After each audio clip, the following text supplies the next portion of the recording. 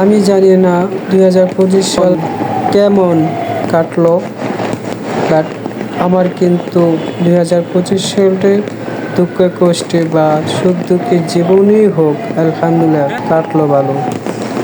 তো বন্ধুরা, 2025 সালকে সামনে রেখে আমরা 2026 সালে যেভাবে ভালো কাটে সেভাবে চলার জন্য আল্লাহর কাছে দোয়া প্রার্থনা চাই, যেন আল্লাহ তাআলা আমাদের আগামী দিনগুলিকে ভালোভাবে চলার তৌফিক দেয়। শুভকামনা 2026 সাল।